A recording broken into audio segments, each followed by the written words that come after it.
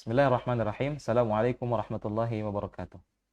Alhamdulillah, alhamdulillahi hamdan katsiran tayyiban mubarakan fih, kama yuhibbu rabbuna wa yarda. Allahumma salli wa sallim ala nabiyyina Muhammad wa ala alihi wa sahbihi ajma'in. Amma ba'd, pemirsa Cikarang Mengaji yang semoga selalu dalam lindungan Allah Subhanahu wa taala. Alhamdulillah, kita bertemu pada pertemuan kita yang kedua dalam kelas tahsin, mempelajari kaidah-kaidah dan asas-asas dalam ilmu tajwid agar kita bisa membaca Al-Quran dengan baik. Sebagaimana yang kami sampaikan di halaqah sebelumnya, kelas ini diperuntukkan untuk mereka yang sudah bisa membaca Al-Quran, dalam artian dia tidak terbata-bata dalam membacanya, dia bisa membedakan antara panjang dan pendek, antara satu huruf dengan huruf yang lainnya, dia sudah bisa menerapkan itu semua, maka itulah yang diperuntukkan untuk mereka pada kelas ini. Karena tentu kita akan masuk kepada pembahasan-pembahasan yang mungkin lebih dalam, ya, yang mungkin lebih lanjut dari program kami yang lain, yaitu program Iqra. Maka ini adalah peruntukan untuk mereka yang sudah bisa membaca Al-Quran dengan lancar. Insya Allah, buku yang akan kita pakai pada halaqah kita di kelas tahsin ini adalah kitab ringkasan, ya, yang disusun oleh Ustadz Abdullah bin Yasin di Solo, hafizahullahu ta'ala.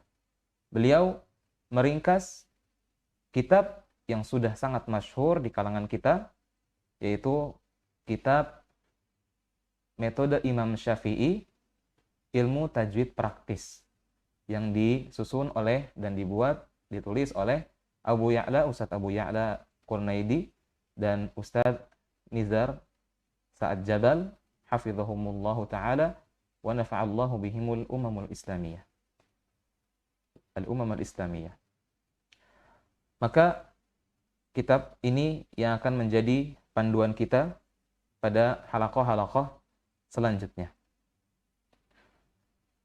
Barakallahu fikum.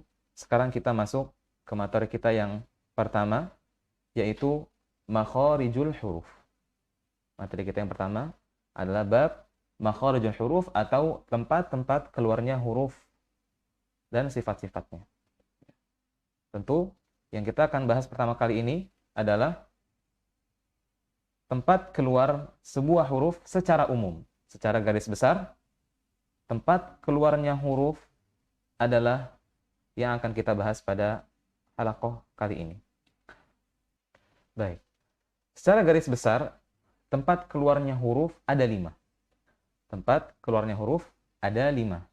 Yang pertama kita mulai dari paling bawah, yaitu tentu udara keluar dari, ya, dada, ya. Maka yang kita sebutkan pertama adalah tempat yang pertama kali terlewati oleh udara tersebut, yaitu apa? Yang pertama, rongga tenggorokan atau rongga mulut, ya. Ya, yang dalam bahasa Arab dikenal dengan al-jauf. Dalam bahasa Arab dikenal dengan al-jauf. Baik. Kemudian yang kedua, ya, setelah rongga tenggorokan, ya, keluar melewati udara tersebut keluar melewati al-halq atau tenggorokan, ya. Ini tenggorokan. Baik. Adapun al-jauf ada di bawah di sini, ya. Kemudian masuk ke tenggorokan, ya. Kemudian kita masuk ke makhraj atau tempat keluar yang ketiga, yaitu adalah lidah. Ini adalah lidah. Atau dalam bahasa Arabnya adalah al-lisan. Al-lisan.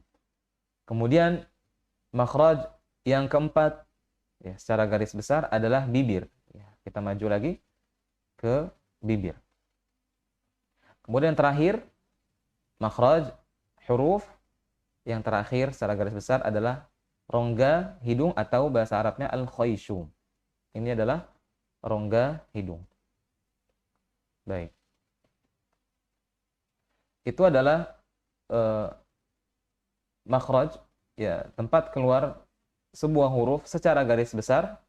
Kami ulangi, ada 5, dimulai dari tempat yang terlewati pertama kali oleh udara adalah rongga mulut, ya, atau rongga tenggorokan, ya. Yang mana rongga tenggorokan itu memanjang dari awal tenggorokan sampai ke depan mulut. Itu adalah rongga tenggorokan, ya, atau rongga mulut. Kemudian yang kedua masuk ke tenggorokan, kemudian ke atas lagi melewati lidah, kemudian ke atas lagi melewati bibir, yang terakhir adalah khoisyum atau rongga hidung. Baik.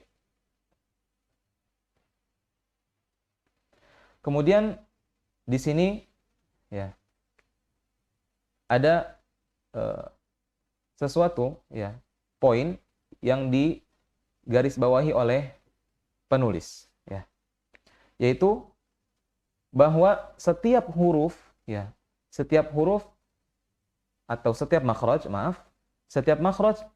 bertanggung jawab atas tempat keluarnya.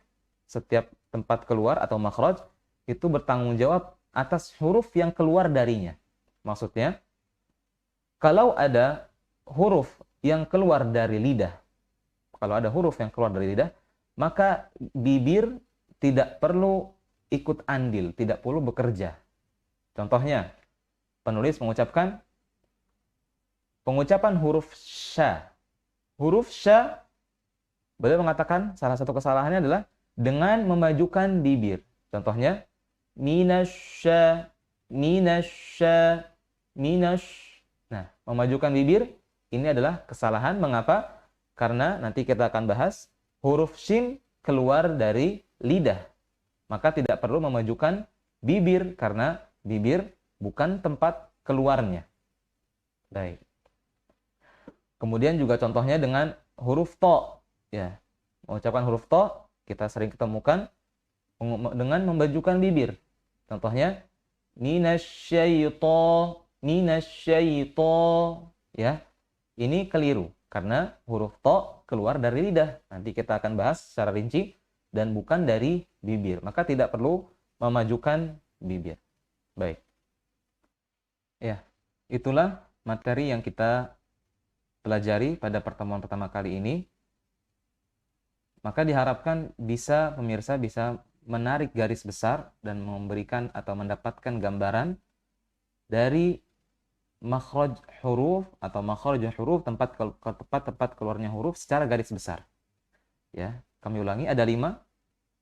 Yang pertama adalah rongga mulut atau rongga tenggorokan. Ya. Kemudian yang kedua, tenggorokan itu sendiri. Yang ketiga, lidah. Kemudian yang keempat, bibir.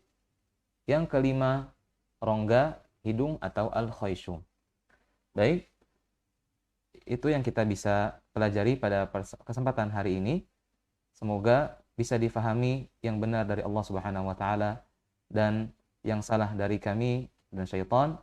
Subhanakallahumma bihamdik, asyhadu an la ilaha illa anta, astaghfiruka wa atubu ilaik. Assalamualaikum warahmatullahi wabarakatuh. Bismillahirrahmanirrahim.